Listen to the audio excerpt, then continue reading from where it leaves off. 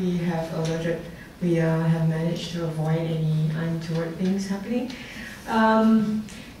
We received a lot of abstracts this year, and so as a result, we decided to have an overflow day, and today is the kind of overflow day.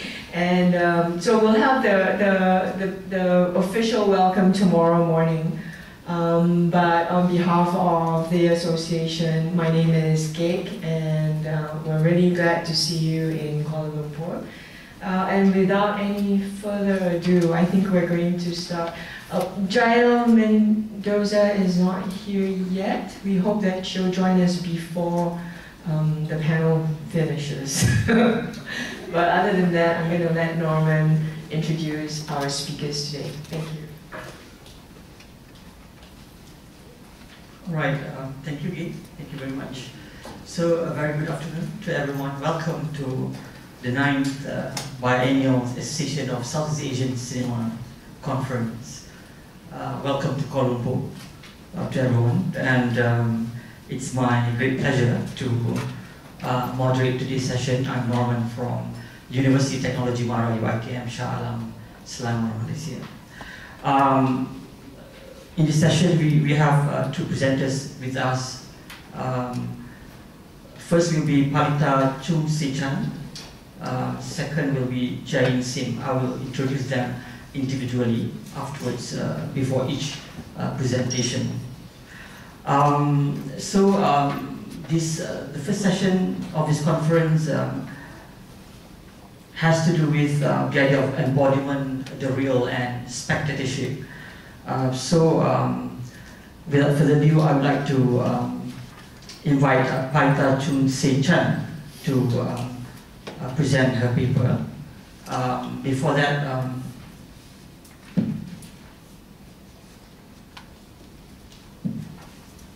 let me introduce Palita.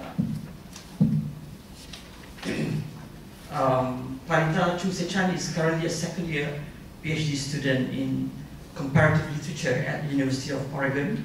She obtained her BA first class honor with French major and comparative literature minor from Chulalongkorn University, Bangkok, Thailand. Her interests are in 1920th French literature and film, Indochina and transnational modernism, transmedia aesthetics, new media, and film theories. Without further ado, let us hear from Palita. So over to you, Palita. Thank you, Norman. So the title of this talk is Design's Realism and Verisimilitude in When We Say, Negotiation of the Real and the Fictional. In one of his essays, Andre Bazin praises director who put faith in reality rather than in image. He argues that cinema that consists of montage, for instance, quote, is the logic which conceals the fact of the analysis. The mind of the spectator quite naturally accepts the viewpoint of the director, unquote. He further contains that, quote, montage did not show us the event, it alluded to it, unquote. Therefore, for Bazin, cinema which uses camera to make sure not to lose any part of what it chooses to see, and cinema which shows the actual waiting period is that which represents a real desire and anticipation of humanity toward a perfect replica of the world in its own image. In other words, a tendency toward realism of which cinema is capable. I begin this presentation with a brief account of Bazin's notion of realism, not because it can simply be applied to my analysis of the film, นิทานของลุง เรื่อง When We Say, or a fable from an uncle, The Magical Ring. I neither read the film to fulfill Bazin's understanding of cinema, nor to label the film as a realist film. Rather, Bazin's interest in realism as part of human psychology offers an interesting account to an overlooked style of Thai cinema that correlates with, if not directly reflects, changes in modern Thai literature. Bazin's realism, which is first and foremost about form and style of cinema make it possible to think about some early Thai films like this one, I will call it When We Say, as a gateway to a new understanding of the fictional in a new form. An impulse toward realism in When We Say, this film, or an attempt to record the world outside in its own image to make a perfect replica of the world, exceeds many conventions of fictional fable, making it a film that aspires to embed the real while maintaining its conventional fictionality. After a great success of the first Thai film in 1927, Thai elites and ruling class began to see many technologically cinematic potentials, especially in terms of storytelling and new style of narrative. King Prachatipo, also known as King Rama the Seventh of Chakri dynasty of Siam, former name of Thailand, is one of the advocates of Thai cinema at that time. A silent film, นิทานของลุง เรื่อง When We Say or When We Say was directed by the king himself under the pseudonym Noi Sorasak in 1929.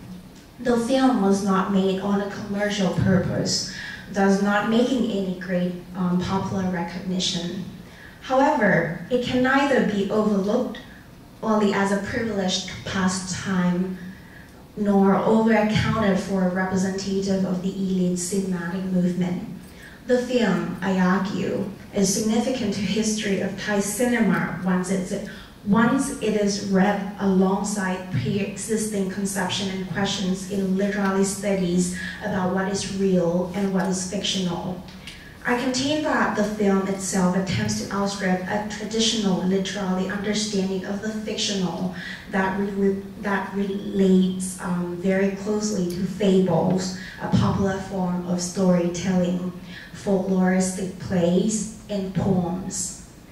When We Say also portrays a historically shifting mindset of the creator, which begins to understand that what is fictional or imaginary can also look real. This paper observed certain cinematographic techniques and camera styles of the director and argued that they prove how early Thai cinema introduced this new concept, verisimilitude as much as realism, to the way in which fictionality had been understood in Thai literary culture prior to the rise of fictional prose and cinema. In order to capture a tendency toward realism in this film, I do not intend to overstate that this film initiates a movement of realist cinema in Thailand, because I believe that much more study must be carried out in order to say so. And it is very important to always keep in mind that early Thai cinema have been dominated by market and studio system, rather than others. Or those artistic style and expression. So instead of focusing solely on history of Thai cinema, this paper really hopes to discuss how the notion of the real and the fictional in cinema circulates and translates into modern Thai literature and the public's reception. Since the paper relied quite much on the conception of fiction and nonfiction, I will just briefly mention how the notion of fiction and reality have been perceived in Thai society in pre-modern era. So it is very kind of well known that Thai literature somewhat inherits a lot from Sanskrit literature in Indian civilization. For example, even the word poetry or kavya in Sanskrit or kavi in Thai is generically fictional and imaginary, right?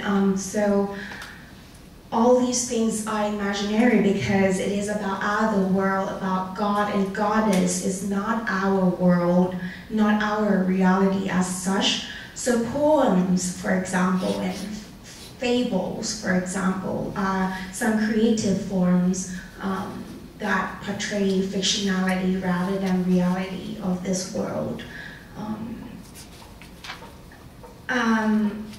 There was an interesting anecdote too that portrays how the migration of the fictional to a prose form has caused some misunderstanding and misreception in Thai public. So the first Thai fictional prose is Sanuk in 1887, published in 1887. The story is about 4 abbats in a famous temple in Bangkok under royal patronage of King Rama V. The short story raised many controversial issues among the public and the elite, since the story uses real religious figures, and people think that it was a real story, it was not fictional, so they took it as a disrespectful behavior to talk about this 4 abbats of this real temple. It proved that this debate kind of proved that the traditional notion of the fictional had been restricted only to some forms, like poetry, like fables, like public plays. And in this case today, I present it was restricted to fables or nitan in Thai. With this in mind, we can see that the full title of the film Nitan Khong Lung, Rungwan, we say, already addresses a particular form of storytelling which is conventionally understood as fictional and imaginarily invented. And similar to the conventional writing style of most fable, when we say it's a didactic story, demonstrating what is good and what is bad in a very reductive way. So the film narrates a story of a man who marries a widow with 5 children born from her previous marriage, and the man hates them, and the man wants them gone. So he took them to a deserted island, and then when children cannot perform the task that he assigned, he abused them, and then one child find a spirit in a swamp, and then she gave him a magical ring, and then he turns him into a dog. He turns the father into a dog, and then regret it, and then they kind of reconcile after all. Happy ending, a very reductive kind of storytelling.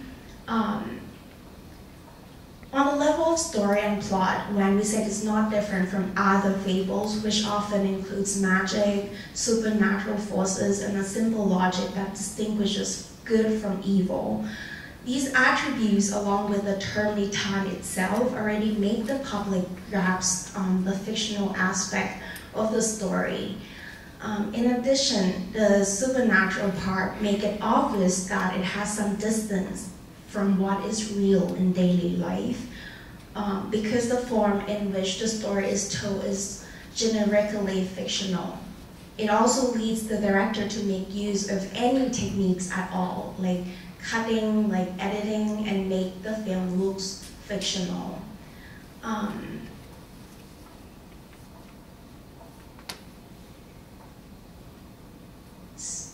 I try to cut it down because I really have like 5 minutes left, but so I'm trying to jump to somewhere. So here, when we said it's the only film among many other films produced during 1926 to 1929 to use the fable as content and as a form.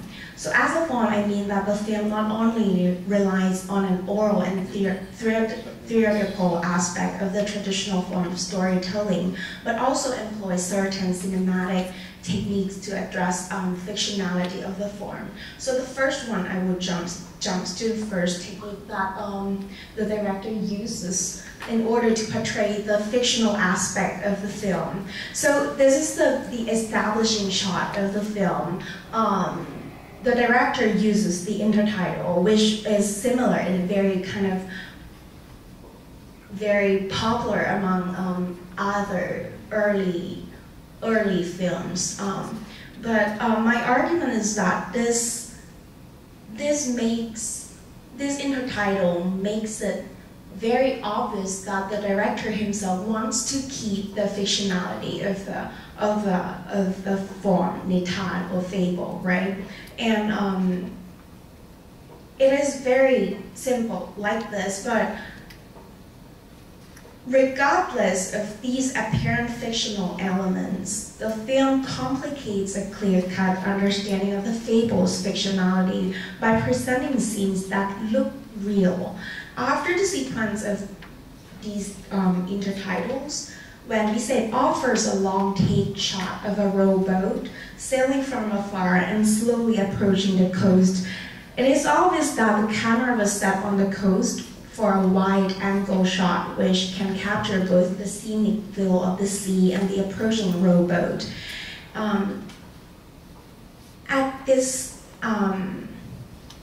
So interestingly, the camera turned to the same direction toward the coast and at the same low speed as that of the boat. At this particular scene, there is no attempt to zoom in or produce a close-up. Only a vast space and the real time of the act of paddling is reproduced. On the one hand, these scenes let the audience become an observer of the recorded real spatial world. It was as if the audience were on the coast waiting for the arrival of the rowboat themselves. And the camera becomes the eye of the audience and makes the space looks real, looks like the world of the audience. The camera, its visual appearance is visually intelligible as part of our reality. On the other hand, these scenes offer a realistic waiting period. They connote an attempt to render the waiting experience at least as closest to real temporality. Because there is no attempt of editing or cutting at all, one can say that the film's temporality here collides with an arranged space and setting in a very realistic way. The director neither manipulates the scene nor fast forwarded by cutting the act of approaching of the rowboat. I cannot finish in 1 minute, but I'll try. So another scene that I actually really want to mention this one, but I have no time, but it's okay. So this portrays a very kind of the mind of the director. He plays the camera, let's say, very close to us as audience, and it's the first time that we see the depth of the field in Chunsaengchan. So we see deep into the space, the character slowly walking toward us, and looks as if we were the observer of all the real actions, and the waiting period is real. So I really want to finish this in time. So a movement starts from the deepest space of the scene and move toward the audience, like I said. Again, after a couple of minutes, they gradually arrive at where the camera or us or the director sit, right? And this scene is again filmed in a long take, real-time shot. And the audience observed the nothingness of the scene at first, then the character moving from the depth toward them in a very, I would use the French term vraisemblable, which means like seem real in its own term, and verisimilitude in English. So despite the fact that the story and the form of this storytelling underlines the imaginary fictional aspect, the director attempts to show us the realistic manner, which in comparison to the whole history of the literary movement, there's no such thing as, let's say, fictional in prose, or some forms cannot embed the understanding of the real or the non-fictional. So this is a kind of a combination, I would say, of how the fictional negotiates with the real that the camera can represent, can make a replica of the world outside and make it look real, even though it is fictional. Thank you.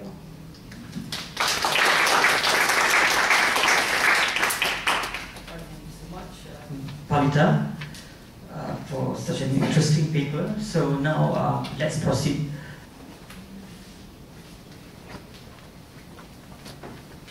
Yeah, I'd like to hear your conclusion since you ran out of time. So, can someone stand close there? I just have to walk all the way. because I'm trying to put together the idea of what the significance of this example that you've given us is in the kind of larger context of Thai cinematic history, because you seem to argue for its centrality as a very foundational moment in Thai realism. So I was wondering if you could bring it back to that. So my project is actually very relevant to let's say literary history itself, and how the notion of the fictional was understood in the public.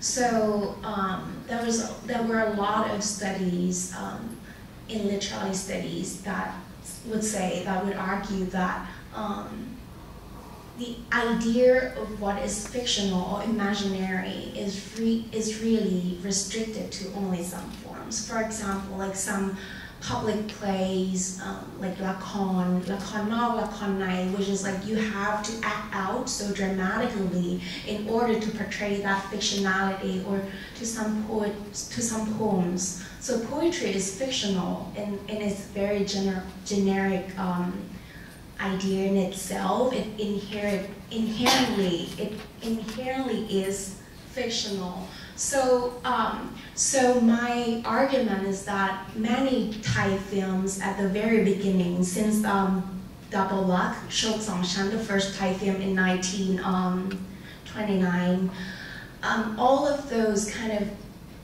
the public or the performances, the dramatic performance of the actor migrate into the film. So the film was treated as theater, right, as public play. So we have to act out so greatly in order for them to understand that this is fictional.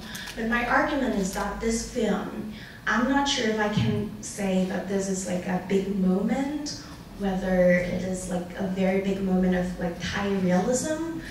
I wouldn't go so far to say that, but in a way, this kind of like the shifting mindset of the director that tried to portray that there is a kind of, that it can look real. The whole fictional thing, the fictionality that embeds in the form nitan or fable itself can also look real is pretty amazing to me. Thank you. All right, any more questions?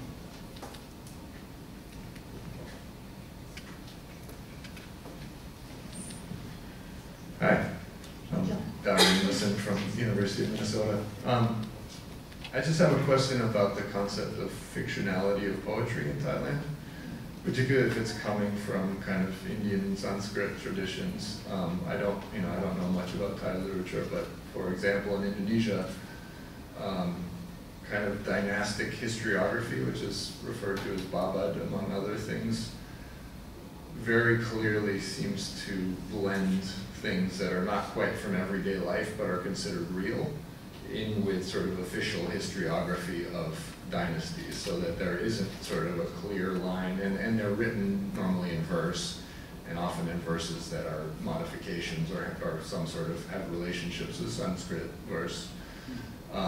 So there's not sort of this clear line between fictional and factual. And in fact, the fictional is sort of what we might consider fictional is sort of incorporated into the factual history of the regime and the sort of genealogies of the regimes and things like that. So I'm just wondering if there's something like that in Thailand. Because it seems like there might, the way that this film, that you argue this film combines kind of realism with the obviously fictional might have some sort of, connection to that as well. Right, this is very interesting. And just to answer to your question first about Thai literature, I think it is the same, as far as I know, from what I'm familiar with. I would say that there certainly are certainly a lot of verses about dynasty in Thai too, and somehow this is a very interesting moment. But all of them. All of the idea of fictionality kind of relies so much on particular form, which is verse, right, and not prose, because anything at all that comes out of dynasty as official announcement, for example, in prose, it will be considered immediately as non-fictional, and this is official, right? And so I start this project from these kind of a clear-cut distinction between verse and prose. That's why I mentioned its inheritance from Indian civilization, Sanskrit word gavya, which is gavi in verse or verse, right? And if that answers your question. So it's a different split. All right, more questions? Yes? At the back there.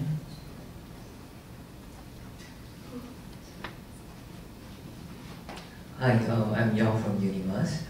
I would like to ask, do you think that it's actually unintentionally rendering the realism because of the technical limitation at that time? For example, they couldn't really make zoom in, so it's just actually unintentionally make or rendering that realism at that time. That's yeah. Thank you for that question too. That's why that's my concern too, because I think about it all the time about like the technical limitations, and I would say that this project is not quite much about realism, but more about how I actually am really open to how it should be called. I would say that Bassang's realism or realism as style or techniques cannot really be applying to the reading of this film, because it's very historic, it's a historical moment, and it has to be thought through or thought alongside with some kind of like some other artistic forms as well. That answers the question. Thank you. All right, Sorry, ladies and gentlemen, due to time constraint, we have to end Q&A session for Palita. Thank you. Please join me in thanking Palita and for her paper about how specific cinematic techniques considered realism negotiate with the idea of fictional, drawing on the Thai fables and folklores. That takes us to our second presenter, Jiaying, with a paper titled Embodied Ways of Being with Meaning, Semantic Affectivity and Sensoriality. Jiaying is a PhD research candidate of film studies at the University of Glasgow, Scotland. Her dissertation considers how the constructivism of Chinese bodies through the transnational Chinese language art films of China, Hong Kong, Taiwan, and Singapore, Malaysia, America is significant in producing discourses and cultural knowledge, meanings, and understandings. So without further ado, let's hear from Jiaying.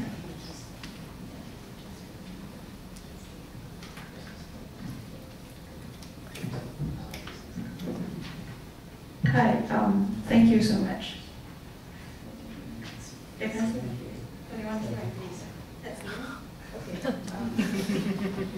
Hi.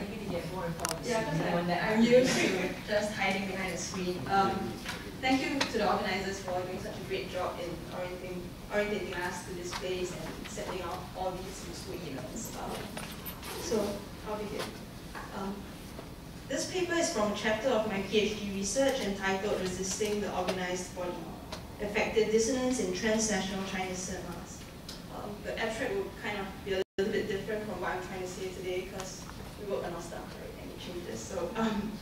So while I use Singaporean director Eric Cruz be with me as my example today, I also analyze films from Hong Kong, Taiwan, Malaysia, and Hollywood in my dissertation. My project foregrounds the centrality of the body in the study of transnational Chinese cinemas. I contend that before considering films as national, transnational, or cultural in context and meaning, one should first attend to the body that is still largely neglected and misunderstood. This is not surprising considering how the notion of the body is not straightforward nor simple. For the study of transnational Chinese cinemas, this body has been understood as an ethnic Chinese body. My project seeks to prove that this body is constructed, inscribed, and produced rather than pre-existent and organically whole.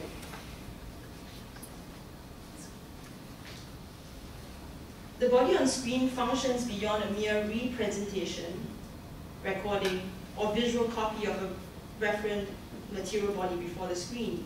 Neither is it a sign that represents a pre-existing material body region. Instead, it is a product of virtual and effective interactions between the cinematic medium, formal elements and techniques, specificities of production that construct, frame, stylize, and mediate the material body before the screen. If we were to acknowledge the different acting processes involved in producing the body on screen, then surely there are limitations in using sufficient representative frameworks to understand the body in relation to cinema. As counterintuitive as it might be, the body on screen is no longer a body as organism or a body as visual entity. The films discussed in my thesis encourage screen, audience, cinema bodies to function as effective assemblages insofar as each body is never complete nor static in its construction.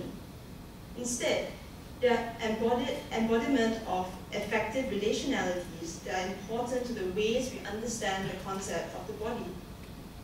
This is especially relevant considering how the body in question constantly struggles to escape doctrines that are easily imposed upon its appearances, especially within the field of film studies.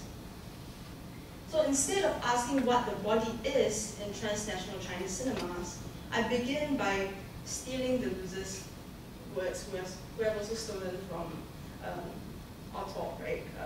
The body without organs of transnational Chinese cinemas. I want to ask what the body without organs of transnational Chinese cinemas does, and what becomes and what happens to this Chinese body when it is recontextualized within a Southeast Asian cinema's context. The body without organs refers to a synaptic and rhizomatic disorganization of bodies whose effects are unknown to us until we map out their potential connections with other bodies in construction. As such, the premise of the Luce's theory of assemblage is significant for a transnational Chinese project that is interested in the body, affect, and notions of becoming. Now is the fun part. Today, I demonstrate a method of effective analysis to review how Eric Kru's Be With Me ignites unorganized, free-floating affective forces that produce and are produced through different forms of effective embodiment in cinematic encounters. Importantly, I demonstrate that the body image we see on screen must always be regarded as a mapping of effective processes that go into producing this illusory idea of an organic entity. These effective processes destabilize the ease in which we may consider the ethnic body as inherently imbued with certain qualities or meanings. Instead, we return to Spinoza's idea that we know nothing about the body until we know what its effects are and how it affects and are affected. Affective processes that produce the cinematic body, and thus the presumption or assumption that different nations form an expanded idea of a Chinese nation or shared Chineseness based on a collective identity, memory, or affinity linked by ethnicity. For this reason, I begin with organized bodies and work backwards to trace and map fractured ideas that produce inherent meaning.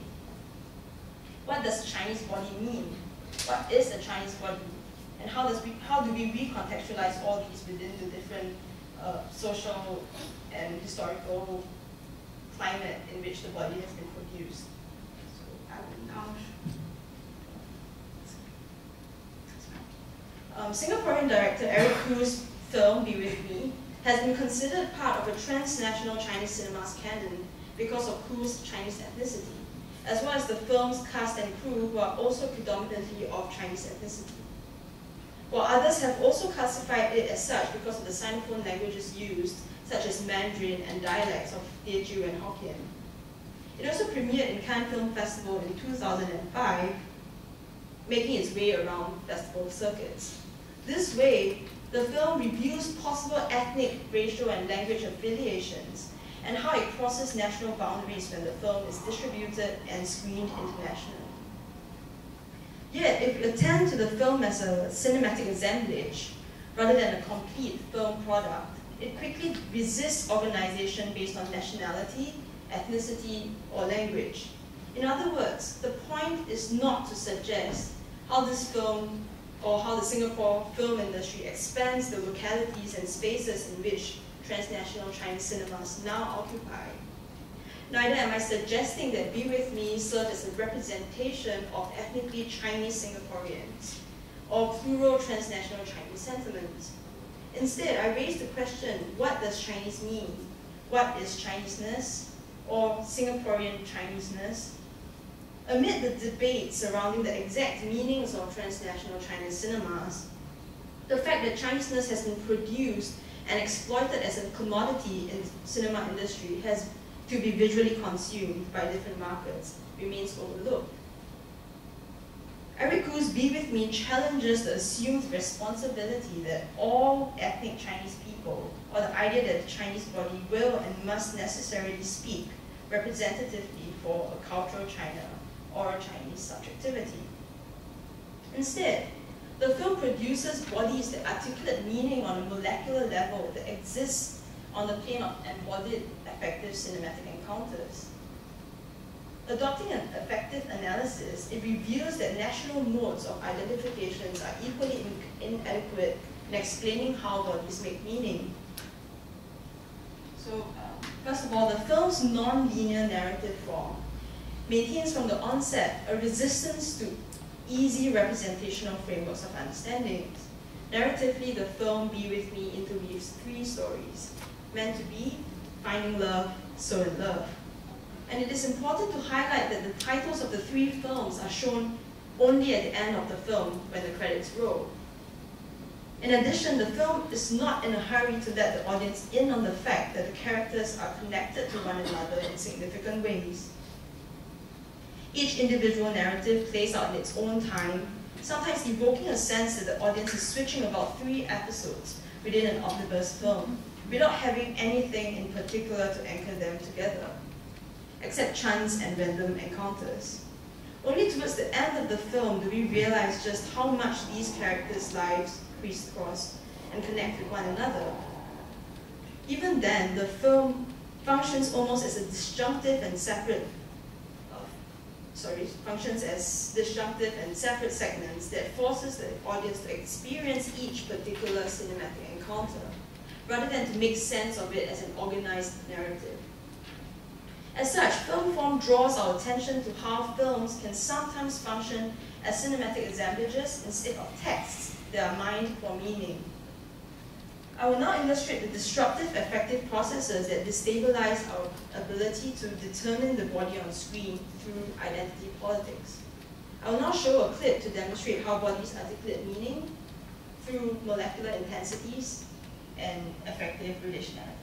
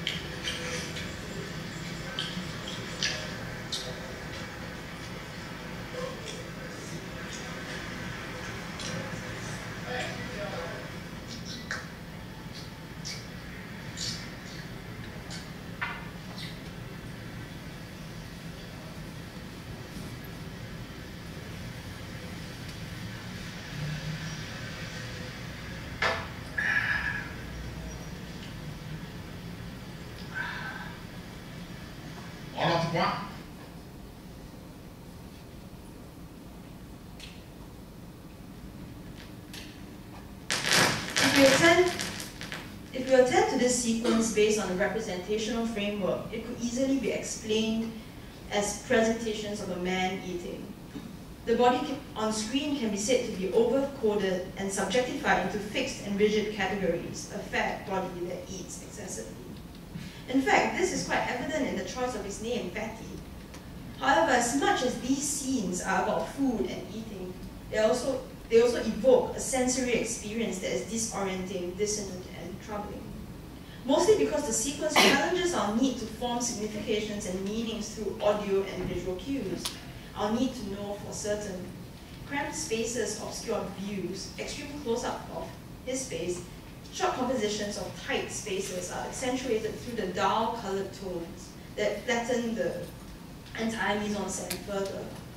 Editing does not help us to understand the various scenes, significations, and meanings, as the cuts and edits provide as much discontinuity as it does continuity. The diegetic sounds of the baby crying in the clip is constantly in contest with the noisy slurps of Fatty eating and enjoying his bowl of noodles, him chomping down greedily on his steak, wolfing down his dark rice, as well as the airy sound caught on the film microphone. All these draw our attention to the filmic medium itself and its visceral potentialities. Thus, these moments are not just representations of food or presentations of food in film. Rather, these moments of cinematic sensorial and affectivity disrupt our ability to regard film as audiovisual signs that we can read and decode easily for conclusive and definitive meanings. The term affect, as understood by Deleuze and Guattari, is not an emotional response or a personal one. It is a force that expands or limits a body's capacity. Affectivity thus refers to transformation insofar as the body is affected and can affect another body. This cinematic encounter reveals the affective, transformative potentialities of the body, which opens up more ways of understanding this body on screen and its capacities. This moment forces us to consider the body as a work in progress rather than possessing an interior sense of identity or subjectivity. The body we encounter on screen is not just a fixed being or thing that we can read, not just a fat body. Instead, it is part of an assemblage that we can only understand so much as we are part of this interactive connection, where bodies are constantly relational to one another. In this case, the body on screen is part of an affective force enacted upon it through food, and vice versa. This sequence encompasses different speeds and slowness through the varied use of cinematic techniques, such as fast editing, camera angles, and movements, carefully juxtapose shots to create rhythm. These cinematic devices produce Fatty's body as an open-ended assemblage, where he is always relational to other bodies that can affect and be affected by him. This assemblage is no longer limited to a human body, but includes non-human things, such as sounds, food, the different dishes he encounters. Furthermore, this cinematic encounter invites the audience's body to become part of this cinematic assemblage through the cinematic relations that highlight how intensive effects augment our ability to make sense of the body on screen as entity. This example ascertains how we must at this point understand the body as defined by its exterior relationality to other bodies, not a body that can be defined in itself. In other words, Fatty's constantly disrupted meal is merely a cinematic emphasis that the lived body is constantly affected and affects in ways that are dissonant and resistant of codification into fixed categories. As Deleuze and Guattari understand, the individual is constitutive of different types of assemblage which affect what a body can do, what its limits are. A body is thus an effective assemblage of extensive and intensive relations, a total of all its affects, and how they are different and change according to its encounters. This example reviews the body on screen as produced cinematically as an assemblage. More importantly, this assemblage is effective because it does not produce fixed conscious responses, but creates bodily responses that prompts the audience into the assemblage. Indeed, filmic signs do not stand on their own as complete or self-contained, And the sensorial evoked through the film reminds us even more so of our fractured qualities, that we as audience are allowed to simultaneously experience while being denied. These moments, I argue, are important because they are moments of aporia, where the filmic text is open and not susceptible to simple denotable signs. Fatty is an example of a body that functions on a molecular plane where it forms relationalities based on its desires, which do not fit the mold of organizing principles with centers of signification or subjectification. Yet the film also reveals how affective encounters may appear naturalized with repetition and habituation. It demonstrates the body without organs that is always on the verge of its limits, on the edge of becoming, whose function can only be determined when it is plugged into a larger system with other body without organs. This body is not a Chinese body, nor is it a fat body, but it is in itself empty of organization and meaning until we understand it within specific socio-political mappings of its effective relationalities. Yeah, thank you. Jiaying. So let's open the floor for Q&A session. Anyone? Yes. Hi, I'm Phoebe from the National University of Singapore. Thank you for sharing the chapter from your thesis. I was going to ask, in the beginning you talked about the Chinese body and how it was going to relate to affect.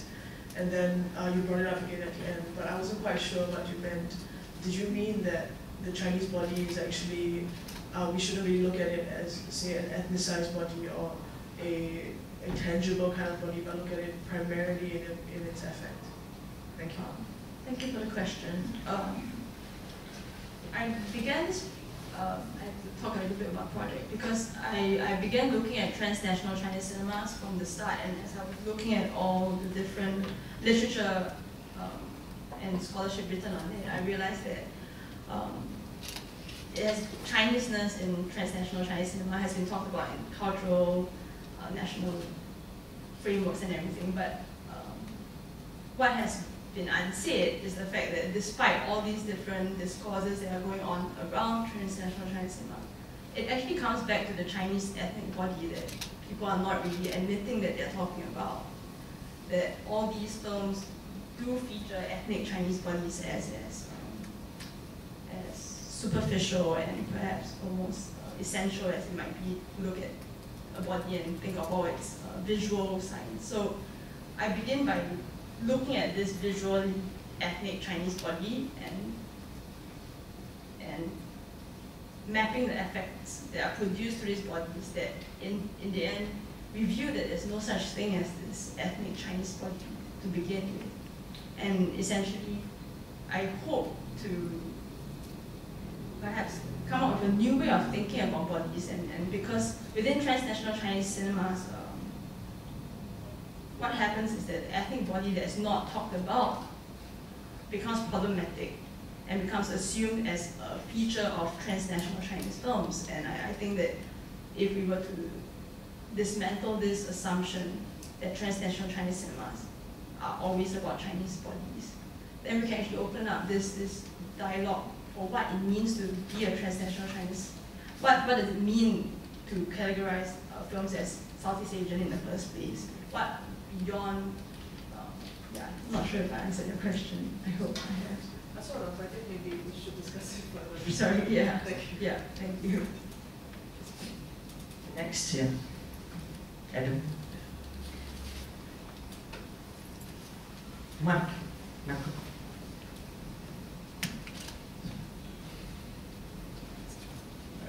And in relation to this, I mean, I see part of what you're saying is that to certain formal strategies, kind of formal disintegration, what might at first seem to be the fat body or the Chinese body gets opened up into something else, component parts that you need to look at in a different way.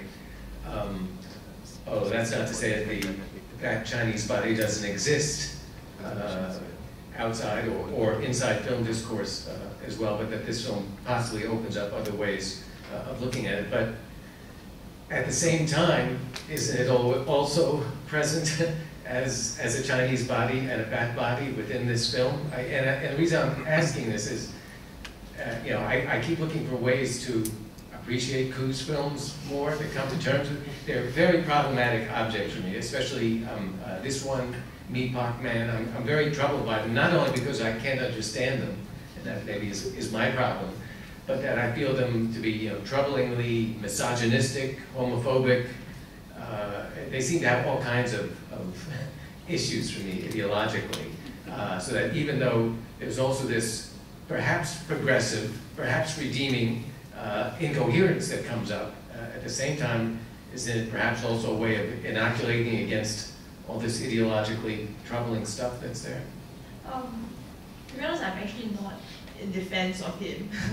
I actually continue with this, like in the rest of my chapters. I actually talk about how the idea of food and how a body reacts to food, and it extends to class issues and of course gender and sexuality problems. And I think that is where I think this method helps in illuminating beyond. If we were to look at the film beyond a national framework or cultural framework, we can actually look at the little minute problems that the film demonstrates and talk about these problems that happen beyond grand narratives, and which is why it is not a redeeming quality. In fact, it's just that before you judge, before you look at a body and think of it as fat, you want to go back to the processes that allow us to define this problematic body, not in terms of this is a fat body because it is not thin. I want to kind of move away from a normative way of understanding bodies, and if this is not a Chinese body, I keep saying that, right? If this is not a Chinese, what body is this? This is a body that is reacting and acting on an affective plane through way in which it reacts.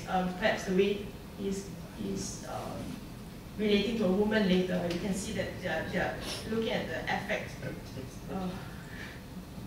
the affective processes of cinema. You actually see that this body is so fragmented that you can't even define it as a male fat body. Yeah, I've lost myself. Okay.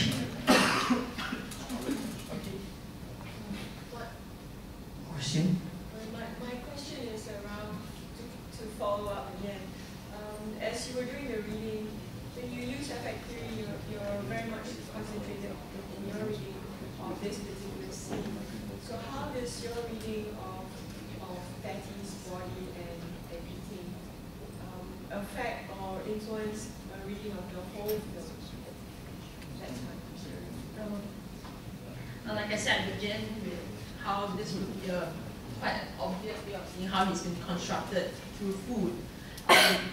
And those who have watched the film will know that he is actually infatuated with one of the lady workers he's working at, the company he's working at. So I talk about how even how the way he's constructed through food affects the way we think about his family relations at home, and that defines the way we understand kinship and the way we understand desire, basically, and who is allowed to desire in the film. I think I talk about that a little bit through, as I extend beyond this example. I talk about how food as a trope almost defines the way you can be, at least in the film. The way you eat, where you can eat, what you can eat, kind of affects the way you relate to the other bodies within the film. And I think I try to frame it that way, so that it's look beyond a cultural idea, that this is like a multicultural reading of a film, something like that. Yeah, I can think about this and get back to you. Thank you. Any more questions?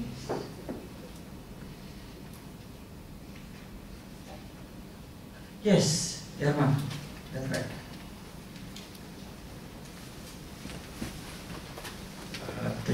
morning. I'm Elman, I'm from University of Nottingham, Malaysia campus.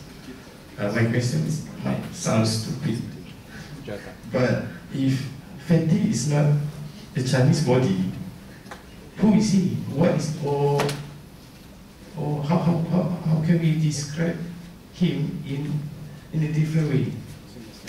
I understand. I think that my question is not who is he. My question is what he does. I think that's a more important question to ask when we're thinking about a body in film. At least for me, I think that to ask what is this body kind of already sets up spaces where this body can exist in. But if you ask what does this body do in this film, you potentially open up this space for the body to move in a very fragmented way, especially if you trace the way this body has been produced from the start, which it can be quite tedious, of course. Nobody likes tedious things. But I think that it demonstrates the sort of fractured ways in which we live in this world, that it's not about you being a fat body and you being defined as a Chinese body, but in the way your body is relating to other things and relating to this world in ways that surpass identity politics. I think that's what I'm trying to get at. So if you were to ask me what is this, I'll say this is a body. Is it a human body? It's not even a human body, it's an assemblage of the way he relates to the world, and of course that's a bit difficult in real life, right? I don't know. Thank you. Sorry, we have to end the Q&A session for Jiaying. So thank you so much. Thanks to Jiaying for the presentation. And her paper generally deals with the idea of affect and embodiment along the lines of fluid ethnic identity. I suppose perhaps to move away from the subject position theory, which has been very dominant, I suppose. Okay, that takes us to our third and final presenter, Jael Mendoza. Jael Mendoza teaches at the Department of the Humanities of the University of the Philippines, Los Banos, and is currently taking MA in Film Studies. Jael's paper titled The Prosaic and Visceral Spectatorship in CCTV Surveillance. So let's hear from Jael. Thank you. Specifically, the context of spectatorship in CCTV surveillance is in the context of Philippines, how the CCTV footage is used in the news media. So I'll just be showing clips that I have extracted from the news clippings that I found, and I'll just be flashing them while I read my paper. With the apparent bias of the contemporary visual culture towards high-resolution images, the proliferation of CCTV footage in the news and social media divorces from this fixation, with CCTV footage being an utmost example of poor image. Quote, its quality bad, its resolution substandard, unquote, sterile. Because of the obsession of Hollywood or mainstream media on highly mediated images, high-definition images create an inherent sense of fictitiousness, hyperrealism, and escapism, as opposed to low-resolution images whose very disintegration and rawness construct a closer picture of reality. Code thus caught on tape announces its own processes of production and makes a virtue of them. By advertising its own processes, caught on tape footage defies the seamlessness of television production, and by specifying the kind of technology used, non-professional sub-broadcast quality, it aligns itself with the domain of image production outside the parameters of the television industry, and quote, West. This kind of production, along with the poor quality of material that arises from it, highlights the unfakeability of content, whose unstaged or unpredictable nature is not enough to render an automatic sense of realness, since this realness, this rawness, is heavily anchored on the blur of images. quote, poorly composed, lacking in tonal contrast or textural detail, and focused, over or underexposed, and accompanied by a muffled and distorted audio track, unquote. The camera, quote, is an instrument of notation, unquote, de use, and its capacity, quote, to penetrate deeper into the visible world, to explore and record visual phenomena, so we do not forget what happens and what the future must take into account, unquote, Vertov and Rabinowitz. Point out to the footage as a mode of actuality or documentary, with CCTV as, quote, an unblinking mechanical eye that betrays no investment in the recorded scene, its inflexible recording position signifying its infallible and impartial omniscience, recording whatever occurs within its range 24/7 without preference or participation, unquote, West. An illusory long take awaiting for an outbreak. The seeming objectivity of the CCTV footage makes it a convenient material for news, which is in a way comparable with live coverage, but with obvious economic advantages owing to an automatic availability of a news story and material, requiring only a replay of the snippet of the recording, which is in itself a decontextualized text, since, quote, CCTV material has no narrative of its own making, unquote. Although there is an impossibility of editing the content of the recording, that is, the unfolding of events, the rupture and the supposed tedium, the mere process of extraction from an otherwise dismissible material which runs endlessly forwards a spectacle, with the footage, quote, beginning and ending in medias res, a narrative lack which exacerbates the unintelligibility of the extract, and, quote, through scenes that are always preceded by a certain mundaneness, example, moving bodies, empty spaces, followed by transgressions disrupting the ordinary, the cutter end of which depends on the level of violence the news media deem necessary or wish to show. Aside from the nature or subject matter of the footage, which more or less elicits trauma, the fascination with the material is heightened by the grittiness of the images caused by the footage's low quality, making the violence even more visceral because of the established context, the struggle to follow the images that are, in most cases, almost illegible, and the desire to make sense of the actions and details captured from a point of view detached and distant from an ongoing transgression.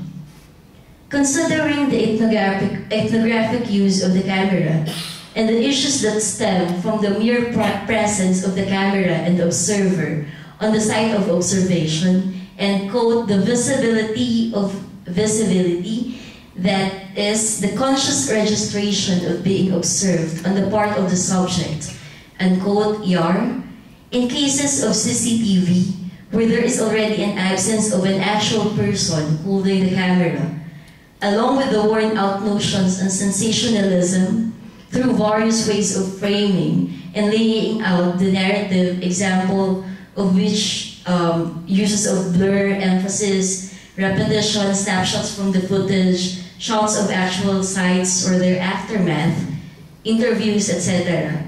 The raw and the framed footage are no longer innocent texts conveying the actual space and actual movements and actions of the subjects. The processes of appropriation and representation of this once confidential recordings in the news media thus provide, quote, narrative structures which have the status of spatial syntaxes. By means of a whole panoply of codes, ordered ways of proceeding and constraints, they regularly changes in space or moves from one place to another, made by stories in the form of places put in linear or interlaced series, unquote, Deserto. The viewing process of a raw footage becomes an altogether different experience and most likely a more traumatic one, for its silence and its lack of context and illusion of a resolution, as opposed to seeing it in the news. Through the media's representation of the clip and weaving a narrative around it, there is an appearance of action and security. The transgression has been found out, the press is making it public, and the authorities are doing something to solve the issues and to prevent future incidents of similar nature, all of which are reminders and reiteration of the panoptic power of the state. News narratives are therefore necessary in rewriting the space that becomes a site of violence seen in the CCTV footage, since this spatial recontextualization serves as an affirmation of the power of the state and the panopticon, and a seeming restoration of order. The visual culture's fixation on CCTV footage originates in the lapses brought about by the occurrence of an event, the taking place of something which usually involves violence. It is, however, crucial to note that there is a crucial relationship between violence and the ordinary, especially in the examination of the proliferation of CCTV footage in news media, particularly in the Philippines, where the bulk of the recordings used deals with familiar spaces. Examples: streets, malls, restaurants, banks, train stations, campuses, establishments, supermarkets, hospitals, parks, corridors, and elevators, among others. This familiarity adds to the level of realness of the events captured by the surveillance camera, as opposed to other images of violence, war for instance, where, quote, modern warfare has become meaningless simulacra, dominated by dramatic images that evoke the thrill of Hollywood special effects, while the deluge of information and images produce not a representation of the reality of war, but a media spectacle in which it is impossible to distinguish the virtual from the actual, unquote, Huxford.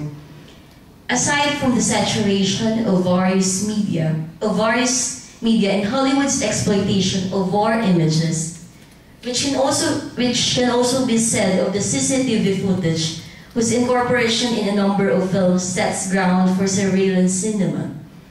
These images of violence, unlike those captured by the CCTV, rest on a locus outside the ordinary, particularly in the context of the Philippines, where war, terrorism, modern border conflicts, and other, quote, major incidents of hostility and trauma are more of heard rather than actually experienced, with the exception, of course, of armed conflicts in several parts of Mindanao, which arguably still remain foreign to the larger population of the country.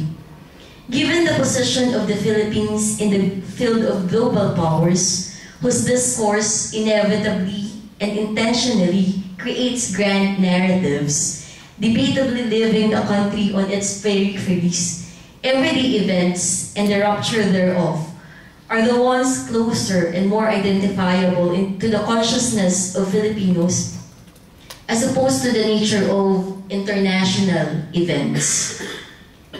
The transgression of the ordinary, the urban being the utmost representative of this commonplace in the context of surveillance, therefore becomes more haunting and appealing to the spectator in various levels, as it elicits a certain degree of identification, since these are the same sites that the spectator navigates, and the viewing of the footage, quote, puts him at a distance. It transforms the bewitching world by which one was possessed into a text that lies before one's eyes.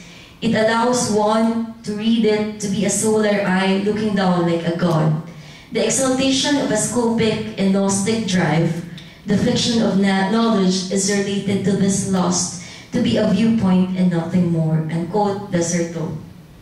Other than the exhausted concepts on voyeurism and the perverted pleasure that comes with it, the removal of the spectator from this urbanistic system through the footage places him at a safe distance from the disorder taking place, thereby putting him at another level of removal.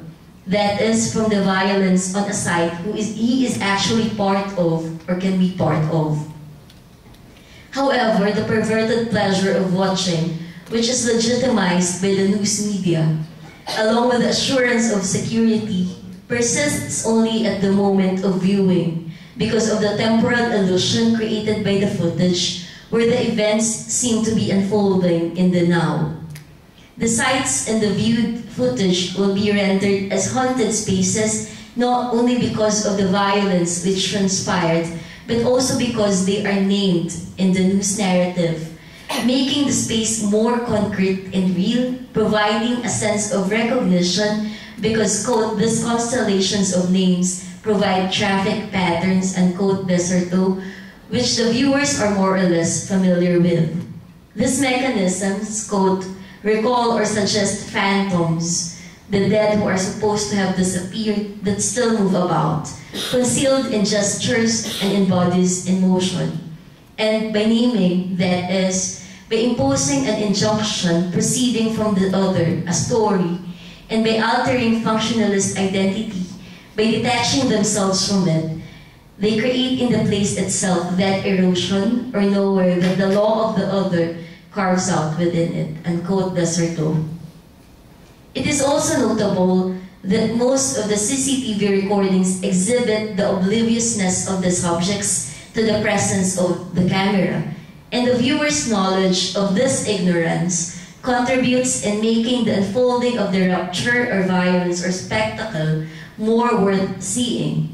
However, the subject's lack of awareness of being observed also forces the spectator to realize the failure of the power of the panopticon to make its subjects behave accordingly under its gaze, and to feel an ostensible sense of security since, quote, these trap events, these lapses in visibility can reproduce the opacities of history everywhere, quote, deserto. The spectator is thus confronted by the tension between the pleasure of voyeurism and the anxiety caused by identification to the spaces, the same sites he or she navigates every day, and or social positions of the subjects, the people he or she encounters every day, since the footage both divorces him from the space given his position as an onlooker, and at the same time brings him closer to it given his bond to the site.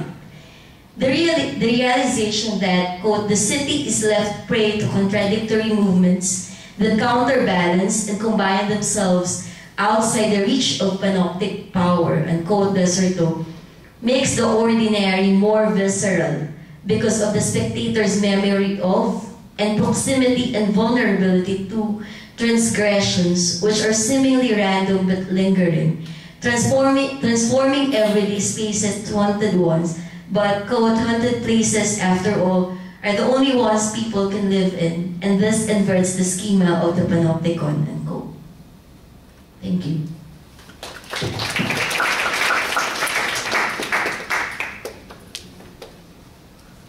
Right, thank you. Jael? All right, you're going to the floor.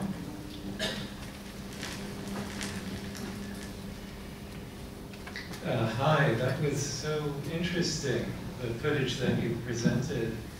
And one of the things that it made me think of was the genre of keyhole cinema, in the idea of this way of directing the gaze relative to the unseen camera.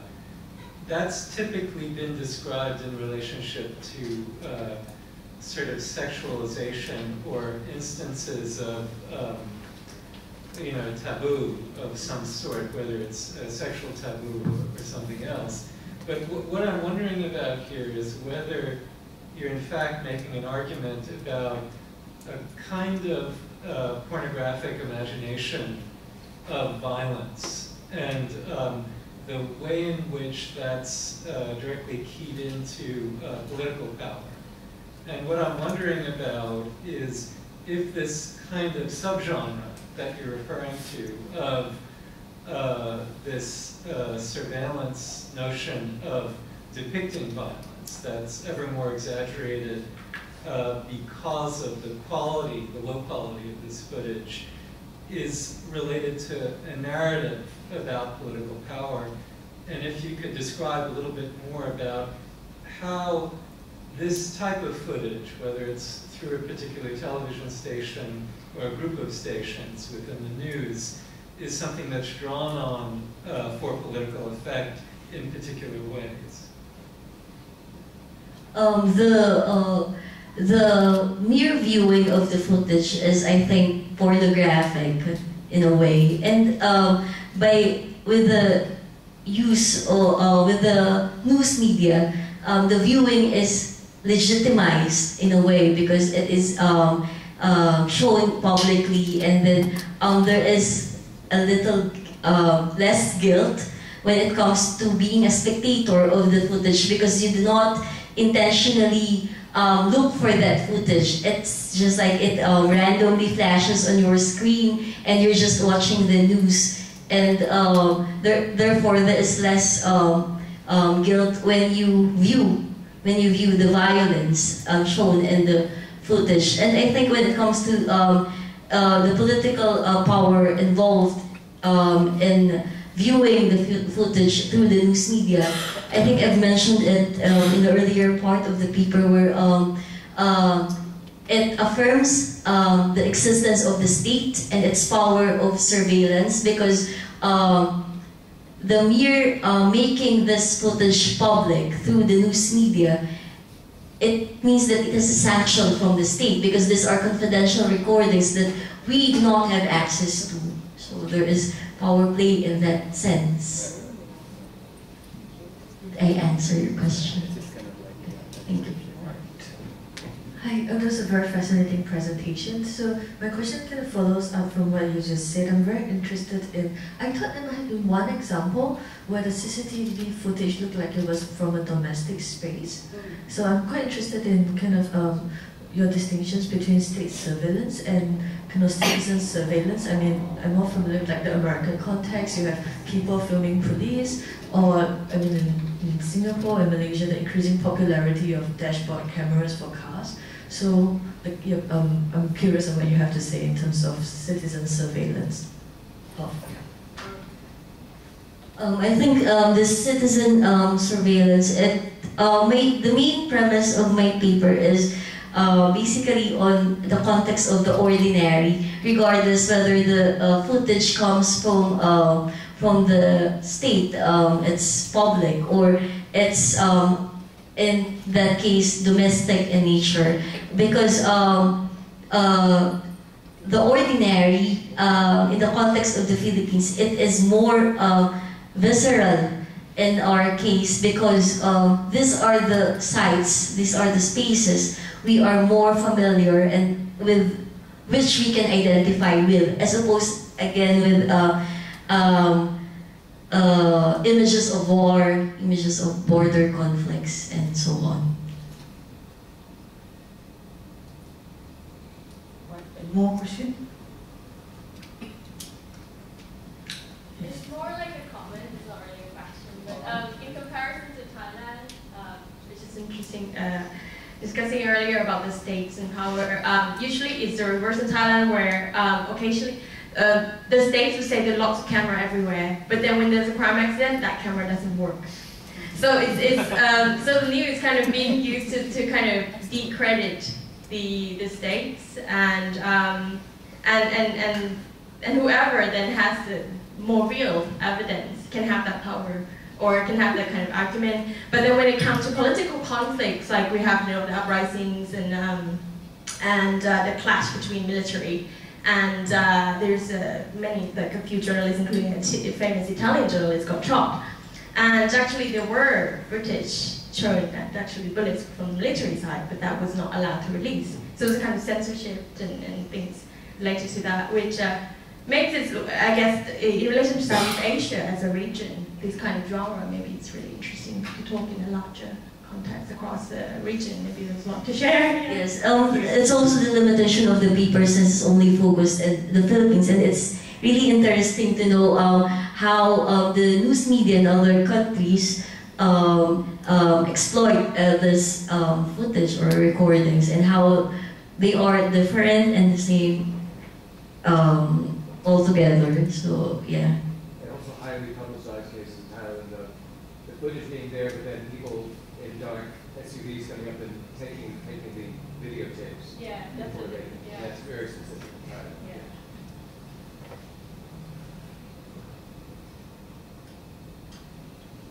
Any more questions?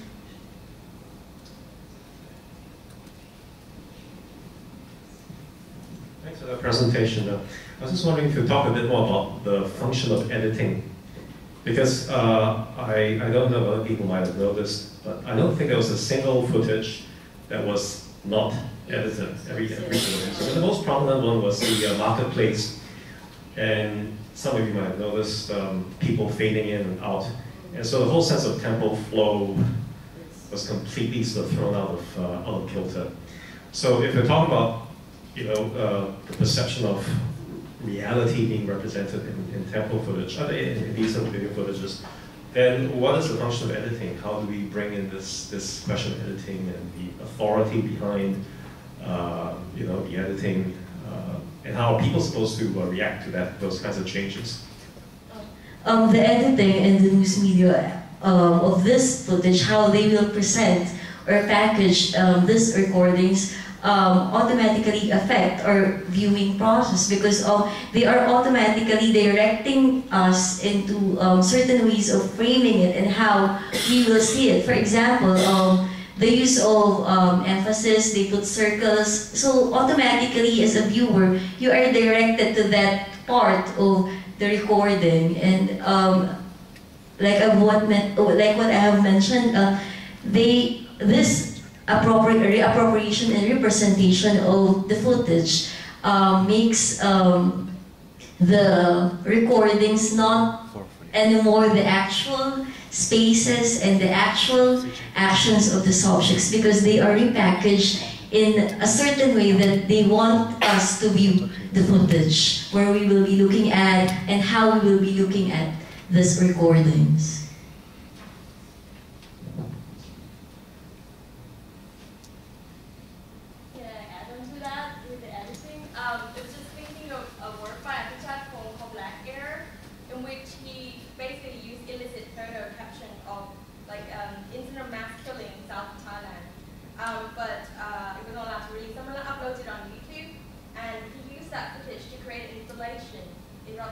In which audience are allowed to choose your own visual or your own sound. So there are two kind of groups in which you're given a sound and you can choose your own images of like beautiful Thailand, but the sound is off like really traumatic sounds. Or you go to a different room in which there's this dead body, but you can choose your own sound in the streets, people selling things, and maybe there's a way kind of use editing to kind of talk about things, to kind of open up a discussion, and also asking ourselves as an audience, what do you do when you encounter these kinds of things? Just remind me of that kind of artistic, not Hollywood style, makes me hear kind of. And also the raw footage, it's more haunting in a way because of its silence, and you as a viewer do not know the context of or what will happen, as opposed to seeing it in the news media where there is an anchor talking, and even if it's violent, whatever will be shown there, it's less traumatic as opposed to the raw footage. So the audio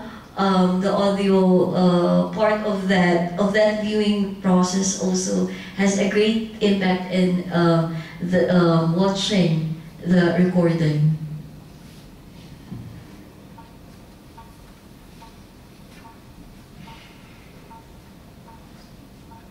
Yeah, it's also interesting to note with regards to the editing, how the lags have been omitted from the footage to make it more condensed, but there's consistently, there's that lag at the start of each incident to perhaps preempt the violence or add suspense to it. And I'm not familiar, but it would be interesting to know the overlaps in terms of editors, the overlap between editors for news programs and TV series in this particular network. Most of the footage are from ABS-CBN, and I'm sure that there's that intersection between editors for narrative television programs and again documentary or TV journalism.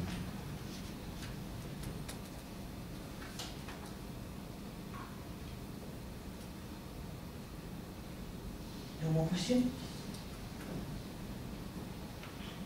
All right. Please join me in thanking all the presenters today for their discussion. Perhaps all these 3 papers presentations very much concerned with the idea of film and phenomenology, which has informed the theories of film spectatorship, a very much also neglected area in the scholarship of Southeast Asian films. It's good to think about, to think further about the idea of embodiment and the visceral, because film and phenomenology has been concerned very much on the centrality of vision and looking, and to think about film spectatorship as well in the context of national and cultural specificities. That very much concludes our first panel for today's conference. So thank you so much for joining us, and I hand this over to Kate. Thank you very much. So we've got a 15-minute tea break, and it'll be in the room on the other side.